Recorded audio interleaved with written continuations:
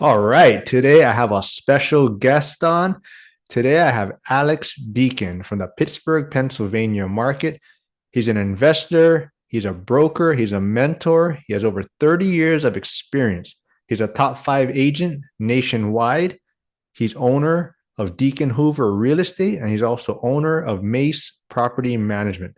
So, welcome to my channel, Alex. Yeah. So, Alex, why don't you introduce yourself a little bit to my audience? Sure, we'll do, Mark. And thanks for the shirt. See, I'm wearing his shirt. Uh, Aloha. Thank you for sending that to me. Yeah. Did you get you Appreciate it. got the card right with the message about why it's upside down? You know what? I did get the card, but I didn't read the card. Oh, So okay. now There's it's sitting at home. I'm yes. going to So have you to read it. there's a Okay. reason why. I did not know that. Interesting. Okay, interesting. Yeah, my name is Alex Deacon. I'm an expert in the real estate market in the city of Pittsburgh, which is Pennsylvania. And I didn't realize there's another Pittsburgh. Did you know that? I did not. There's one I in Atlanta. I was on Bigger Pockets one time, and I'm like, "Yeah, I know all about the market." And he's like, "Well, I'm talking about the Pittsburgh in Atlanta." I'm like, "Oh, it's Georgia, somewhere in Georgia." Anyway, Pittsburgh, PA. I've been investing in real estate since it's been over 30 years now. I own a pretty substantial portfolio, decent amount of properties. Um, and we manage properties for other clients. We manage about 700 units, and I'm also an agent. We have a brokerage, so we help investors find properties, help investors sell properties. So I do everything that you can think of when it comes to residential real estate and small multifamily. Yeah, I don't get into these large 100-unit buildings and such. It's not my lane. I try to stay in my lane. I'm very good at single families, duplexes, 3 units, 4 units, 9 units, things like that. So that's what I do. I'm an investor. I help other investors, and I am an expert in Pittsburgh real estate market. Period. I don't invest anywhere else. This is where I live, and this is where I invest. I love it. I think that's why I have this great connection with you is your mindset about the single family homes and you're not bigger is not always better. And I think that's why this relationship is going to go somewhere. But I definitely love that mindset. But has Yeah. How did really we meet? I can't. Was it through Bigger Pockets? no, I Was it through one of was my just agents? no, I just reached out. I was searching for so I was already investing in the Pittsburgh in the Pennsylvania market. I was already investing and I was just reaching out to make more connections. And I came across you more from the property management side. So I don't know if I didn't catch if you touched on that, but your Mace Property Management Mm-hmm. company. I So see. that's why I reached out first. And then, we started talking more about investing and whatnot. And I really loved that mindset of bigger is not always better. And, you like the single family home space and that's where we connected. And I also kind of want to touch on, I mean, has real estate though been this dream of yours ever since you were little and that's why you're so Well, successful at it it's a now? great question. I think it has been. It went dormant for a while because I remember when I was a kid, probably between the age of I don't know 11 and 14. I just remember I would get on my bike and I would take my Monopoly game over to my friend's house, and we would play Monopoly because I loved Monopoly. I loved control. I loved owning all the hotels, just like on Rich Dad Poor Dad. You buy four houses and trade them. I loved that game. I really did. And but then I kind of forgot about it. You become a teenager. You get a car. You get girls and Yep. partying. And anyway, I ended up becoming a mechanic. So that's what I did Hmm. out of high school. I went to be a mechanic. So I was a mechanic for 6 or 7 years. And then a friend of mine was buying real estate, who was a mechanic. And I'm like, well, gee whiz, that's pretty cool. I don't know why I waited till I was, 27 or 26 to start looking into real estate. And that's when I bought my first, I'm sorry, no, I wasn't 26 or 27. I was about 26. I bought my first 3 unit. My wife was not happy. We still rented a house from my sister, and I bought a 3 unit up the street. So she was not happy. We bought a single family home after that. And then, I bought a 6 unit and a duplex, and it went from there. And I think it's always been a passion of mine. it was just funny when I was a kid, I liked Monopoly and then it went dormant for a while and then the stars aligned and I jumped back in it at some point 30 years ago. So what I'm hearing is that it hasn't always been a success story for you in real estate. Is that kind of Oh man, accurate? 100%. 100%. I jumped in too quick. You know, when I was buying real estate, this is 1993, I think, when I bought my first one, 92 and a half, somewhere in there. It was a lot easier to buy. They were giving money away. Anybody could borrow money. It was easy. There was a lot less competition.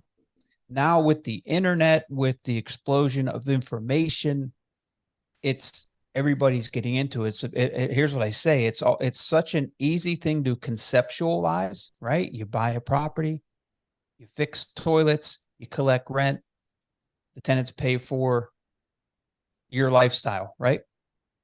Very easy to conceptualize, and it's very easy to buy something. I mean, to be honest, like $150,000 duplex, for $30,000, you can get into it. And if you're creative, you can even do it for less than that, right?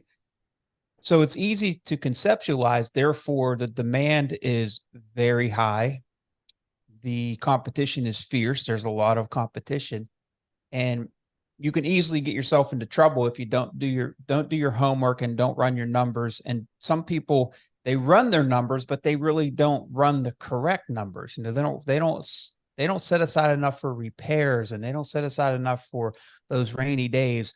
And that got me in trouble too, where I had owned quite a few units, and right around 2000, year 2000, man, I was losing about $5,000 a month. And at that time, $5,000 a month was a lot of money to me.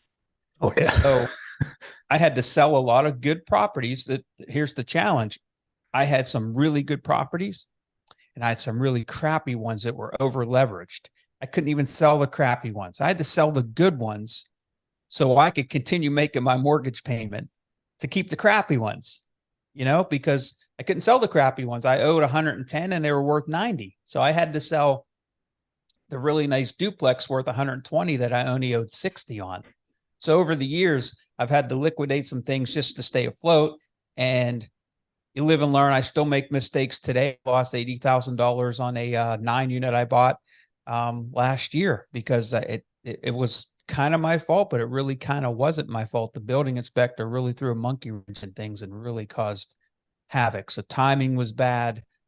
Building inspector changed hands. So the township was one building inspector, then it went to another, and this guy took his job seriously, and I got caught in the middle. I was the collateral damage there. So when you enter into a real estate deal, I guess any business venture, you have to look at the upside, the downside, and then factor all that in. And then at some point you have to make a decision.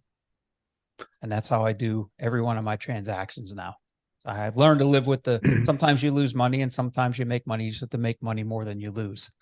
Yeah, I totally agree. I think that's also why I feel this great connection is because like I feel like I'm following that same path as you. Hopefully I'm not going to lose 5K a month, but down that path of maybe getting in and scaling a little too quickly, and like you're saying, not preparing well for reserves and whatnot, and sometimes not running the numbers as conservatively as maybe you should. Right. But you kind of touched on it a little bit. I mean, you've been in the Pittsburgh, Pennsylvania market, your whole life. I mean, what makes Pittsburgh so attractive, or what makes a lot of investors want to invest in that market? It's affordable. It's the price. We get investors coming from all over the country. You're in Hawaii, right? For example, we have investors from China, from Japan, from Australia. I have a couple one client from Australia.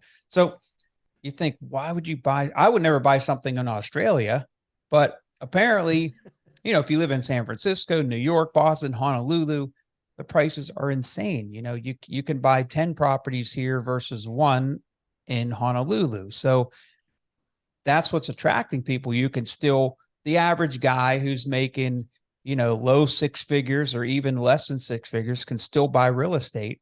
And this is one of the few, I guess, communities across North America that are still affordable. I'm sure there's a lot of other ones, but that's it's caused it to become a real challenge to find good deals here, because you're getting folks coming here with money without a lot of education, and they're overpaying for things that, they shouldn't be. So, The one thing I hear, I like to send other investors, your folks' way to touch base with you folks. But the one thing that I noticed that maybe is one of the biggest obstacles is the age of the properties, in your market. So like, how would you maybe like help an investor get over those fears of the ages of the properties? it's a good fear to have. It is. It's just what you run into when you're buying here. If you come to Pittsburgh and you say, well, I'm only going to buy something that's 20 years old, or shoot, even 40 years old, I'm going to buy only 40 years old or newer, you're looking at about 1% of all the homes or multifamilies that are here. I could tell you, I own one that was built. I own a duplex, the third property I bought. One of the best investments I ever made. I still own it today. I've owned it for 30 years now. It's a side-by-side duplex. It was built in the probably mid to late 70s. So it's newer construction, has newer type of plumbing. It doesn't have terracotta plumbing underneath the ground. And it's been, as far as maintenance and repairs, it's been a blessing. And then I own these other properties that are much older. And just here as a good example, I bought a 3-unit in 2000, a 3-unit. This building's probably 100 years old plus, maybe 120. And when I bought it, I initially put siding, I put windows in it. I spruced up the units, carpet and paint.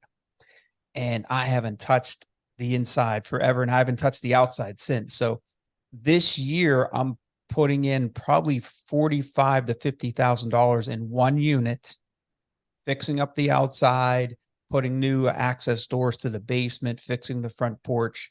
So those are the kind of things that catch up to you that you don't do on that spreadsheet, like line item, if I don't do anything for 50 years, or 20 years. So all that money I made over the past 22 years, it just evaporated right before my eyes, because I had to get this done.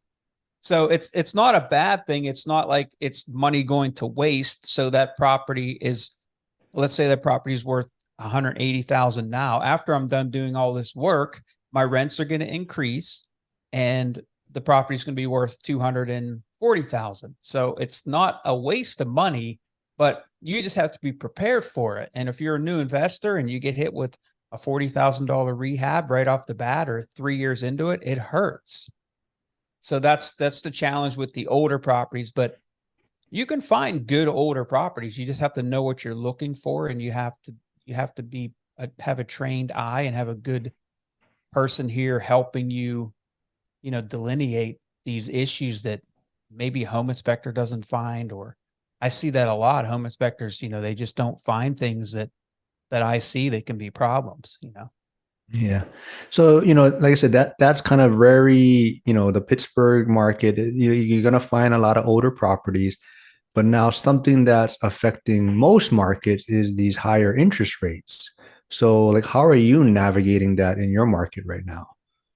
Yeah, the interest rates, they're not an issue with me. I just have to, and every investor has to adjust their offer. You have to base it on higher interest rates, the higher cost of everything. Everything has just doubled in price, to rehab an apartment instead of, it's just doubled. As I swear, everything's doubled in cost. So you have to, as an investor, adjust how you make an offer. And the other thing to be concerned about is, if you're an investor like myself and I have, hundreds of units, and I have 20 or 30 or 40 different loans, and they're all going to see how commercial loans work. Usually, if you're an LLC, you could have one unit, but it's still a commercial loan if you're an LLC. So typical banks will lock in that rate for 5 years. So I have a lot of my interest rates. If I pulled up my spreadsheet on my screen here, they're probably averaging between 4% and 6%. And after that 5-year period is up, they're going to adjust. So I know some of my interest rates are going up to, instead of 4 and 6, my average now might be 5.5 and 7. So that's going to affect my cash flow. But I'm prepared for that. I'm liquid enough where it's not going to affect me. But investors running really tight and over leveraged, man, when that interest rate changes, it can be really significant, especially if it's a large portfolio. Yeah, I think, that's super helpful. Like you're saying, is just running the numbers and crunching the numbers. And like you're saying, you planned for it, right? You understood that your rates might change in 5 years and you prepared for it. And that's the one thing is, people can't expect rates just to go down all the time. Mm-hmm. And if that's what they're expecting, that's probably what they're going to run into trouble. Maybe I'm reading into this a little bit too much, but I'm looking at, your profile and your Mace Property Management company, it says 2002, and then Mm-hmm. the Deacon Hoover side says 2017. So was it the management side that you were more interested in starting first, like the property management? Well, here, I'll go back to, like I was a mechanic, right? Mhm. So did that for about 5 years. My friend's buying real estate. I'm like, oh, that's cool. Let me go buy some real estate. So I think I read a book and I bought my first place. It was a 3-unit. I bought at FHA, and that's a whole different story because that's a whole different story.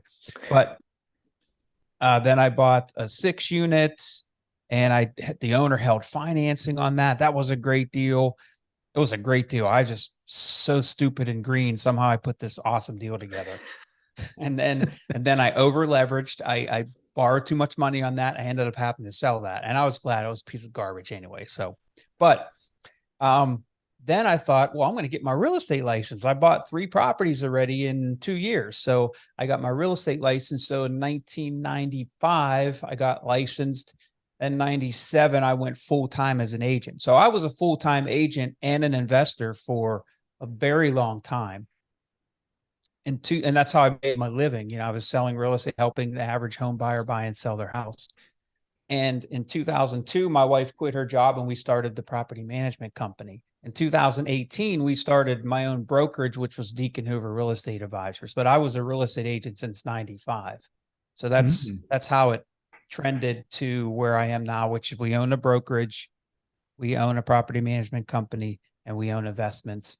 And that's all I do. I love it. I love getting up in the morning every day. Some days I don't, but most days I do. What do you enjoy more? Do you enjoy more the property management side or the sales side? I'm pretty much tired of sales, and the property management is brutal. So I don't do any of that. The property management side is, we don't get paid enough, and the people that work for me don't get paid enough because you've to put up with a lot of crap. But that comes with the territory, so you have to deal with it. I enjoy finding deals. I'm looking at deals every day online. My partners will send me deals. I'm assessing them. Um, we bought 5 properties this month. We bought a nice flip, another potential flip, and 3 rental properties. And probably what we'll do is we'll probably sell all 3 of those. We just buy them and we sell them at a margin. We might make $80,000, or we might make $8,000. But I have partners who, that's their main income, is we have to find a property with enough meat on the bone. We have to sell it to an investor to leave them enough, margin, and we need to make a profit. And that's how they pay their bills, where I have other streams of income. But I have partners who need that money. That's why we don't, because I get the question all the time is, well, why are you selling it? Why don't you keep it? That's why. First of all, it might not be an area I like. It might not be, I only buy in a certain geographical area. I don't like to buy out of state. I don't like to buy even out of the county. I like to be relatively close to where I am and neighborhoods I like. So everything that we get under contract is not something that fits into my buy box. So that's why I can't hold on to everything, and I don't hold on to everything, because I have partners who need that instant cash and they can't hold on to everything. And some don't just fit the buy box that I have in my head and the ones I want to keep in my portfolio. I love this. So let me go back a little. So you have, over 30 years of experience. Is there, I would say, maybe anything that catches you off guard now? I mean, are you surprised by anything that happens? I think I'd be lying if I said no, because I think I am surprised. But when I get bad news now, it's, sometimes it would, I suffered with some depression, but I was very hard on myself, and, my whole family's relying on me, and this isn't work, that can take a lot out of you. Right. So at this point in my career, I get over things a lot quicker. Like I lost $80,000 on a 9-unit building. I would have been decimated 10 years ago, financially and just mentally. And now, a couple days, a week, I'm over it, move on, move on. Yeah, That's yeah. all you can do. Yeah, I heard you talking about that on your YouTube channel. So you're also trying to go this social media route. I love it. I see your YouTube channel, Instagram, Yeah, Facebook. I tell you, you'd probably do a better job than I do. I think you're more diligent at it. And I think you're more passionate about it. In my opinion, am I wrong? Do you really like doing this? I like meeting the new people. Right. I enjoy it. And I like, talking to investors, Right. people like you and, catching up and learning their stories. And I could do this all day. I mean, it Yeah. is a lot See, of work, it but is a lot yeah, of work. I have an assistant, and she does all the editing and stuff too. So I don't even, I'm lucky I got this thing to turn on, it's working. But no, I don't really enjoy this part of it. I do it because I have to have some content. You have to be somewhat relevant.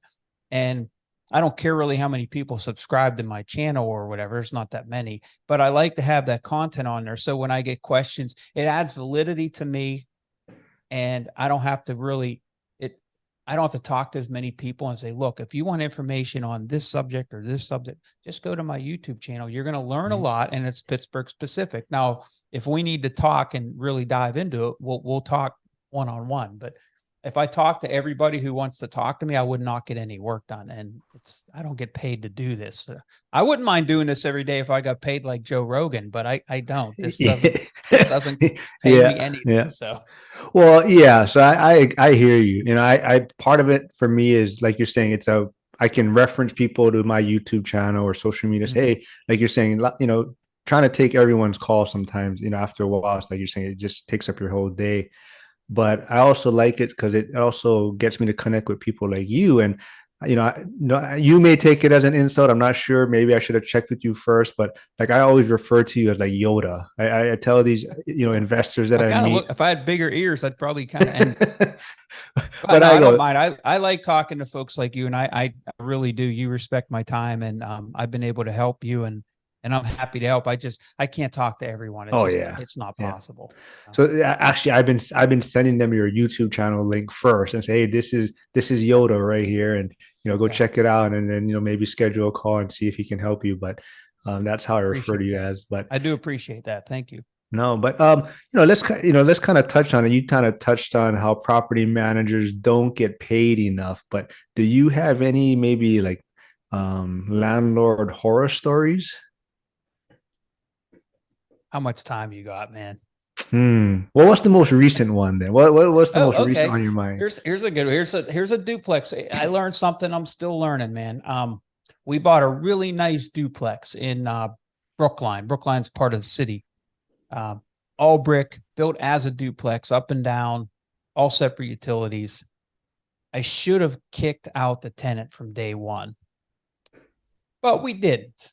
Okay. So we got the second floor all looking good. Man, I had people just lining up to take this place. I think it was $1,100 a month in rent. I couldn't get it rented because the crazy people on the first floor, they were out of their freaking minds.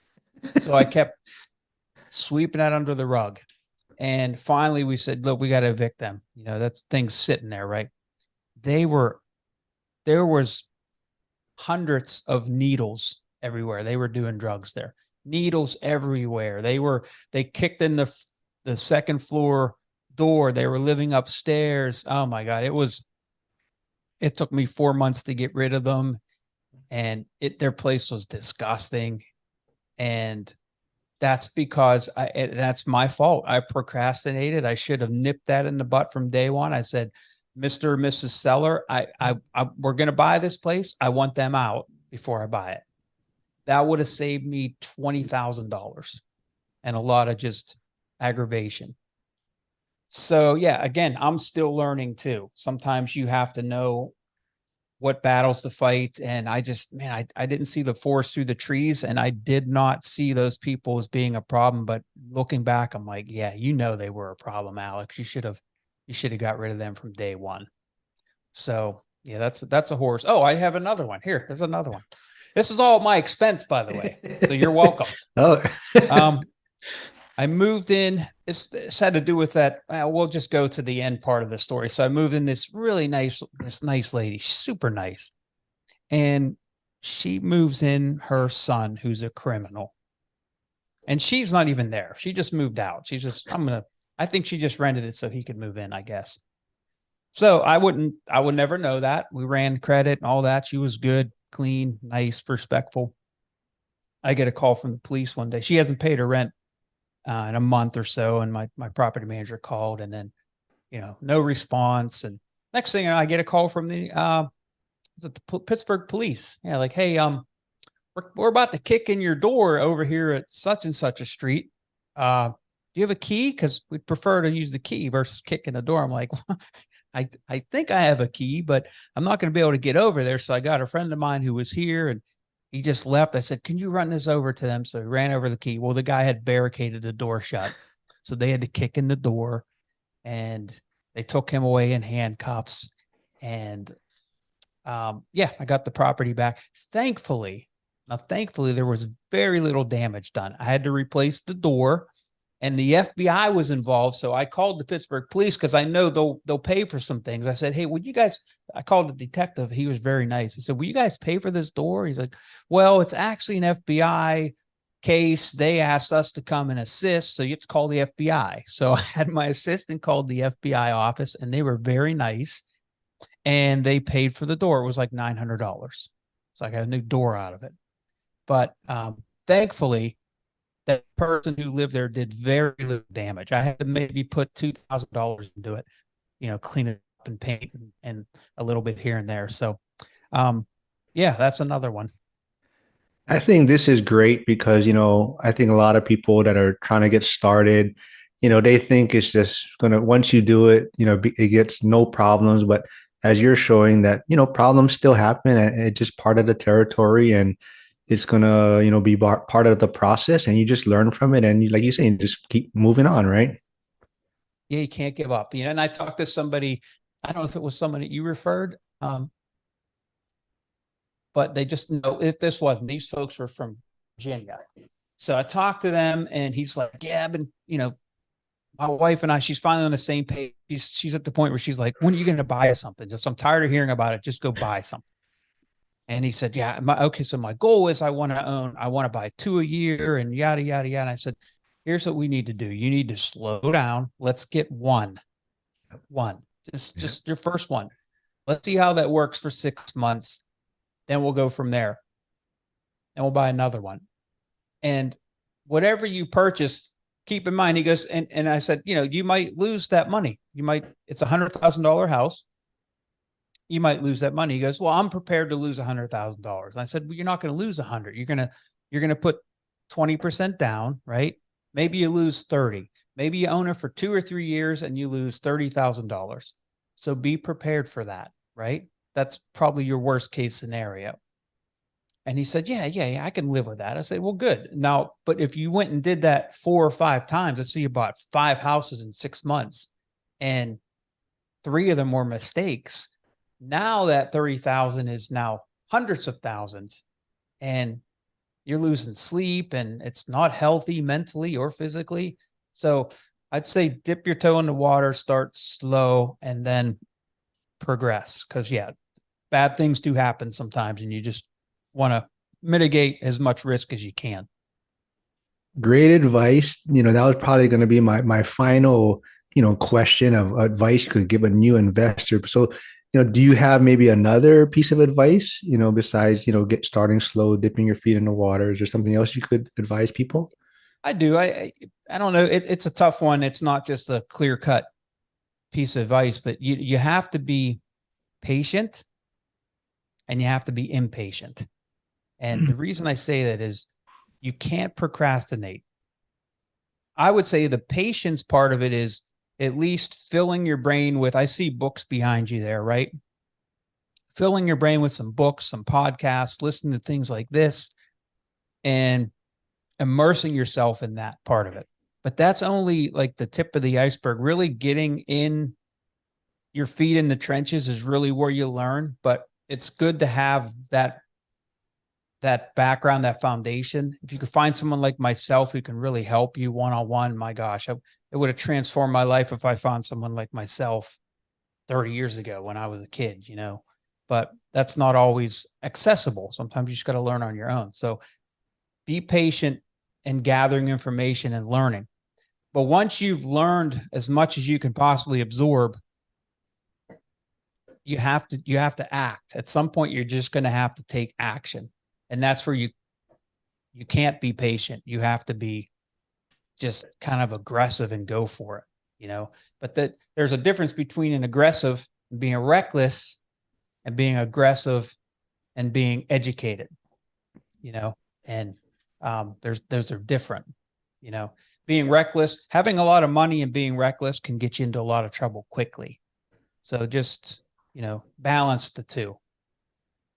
Yeah, totally agree. So, find your Yoda and, also, like you said, be, smart but aggressive about it. I always tell people it's kind of like, trying to prepare for your first child, maybe. You read all the books and you try to read all these self-help books and learn about how to prepare for a child.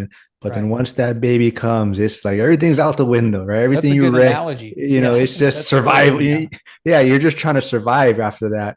But you learn so much. And I think that's why people that do decide to have a second child, it's a lot easier process. They've kind of figured out what works, and a lot of that fears are alleviated. But that's how I always try to explain it to people. Yeah, that's a good point. And it's not for everyone too. Sometimes you have to look in the mirror and just really look at yourself and say, is this really for me? Because it's not always easy. I just told you 2 horror stories, and those things can happen. If you're not ready for that, it can be a shock. So I'm here to help. I'd love to help people. I like doing what I do. So if you have anybody that you've been sending my way, I'm happy to spend a few minutes with them and, pick their brain. The beauty of things today is everything's available. I mean, at your fingertips, you don't have to find a Yoda in person. There are so many out there. It becomes probably a little bit overwhelming with all the information, because when I'm trying to look for something and I don't know much about it, it's like overwhelming for me, right? You ever search on the internet and you're like how to do something, and there's like 10 different ways to do it and everybody's an expert. So that's probably the challenge, is not finding the information. It's finding the good information and someone you connect with, and then, absorbing all that, digesting it, and coming up with a task and a plan and just implementing it. Well, so if people do want to reach out to you and find you, where can they connect with you? The best way is probably email. It's my name. It's Alex, ALEX, at alexdeacon.com. And Deacon is spelled like a church deacon. That's DEACON. So it's Alex at alexdeacon.com. Best way to reach me. I love it. I highly recommend anyone interested in investing in the Pittsburgh and the Pennsylvania Pittsburgh market. Yes, that Pittsburgh. Reach out to Alex. But before we go, I don't know if you're willing to, but I see one of your hobbies is singing. Are you willing to sing on my channel, or is this 100%? No, I'm not willing to sing. But I do play the drums. I did play in a band for a short time. I really enjoyed it. I played the drums and did probably 80% of the singing. And I have an average voice, and I enjoyed it. What I didn't like about being in a band was I didn't do many gigs. Might have did 20 gigs. But when you do a gig, it's like you get there at 3 PM, you set up, you sound check, and you do your thing, and you have fun, and your friends come, and that's the fun part. And then somebody has to take all those lights down, unplug all the wires, pack it up, take it back to the studio. You're not home till 3 AM. I did not like that part of it. So that's why I don't do it anymore. Oh, so I was just gonna ask you if you still do it because when I do make it to Pittsburgh, I want to, go to one of your gigs and see you perform. But I will make it out there. I'm hoping to get there next year. That's my Yeah. plan. Yeah. And We then haven't met in person. So I'd love to. I mean, you've been here, right, to see your properties, or have you bought everything remotely? oh yeah, Ramon, I haven't been there yet. I haven't stepped foot in Pittsburgh. Okay. Well, yeah, you definitely need to get here. Yeah, Yeah, for definitely, sure. yeah.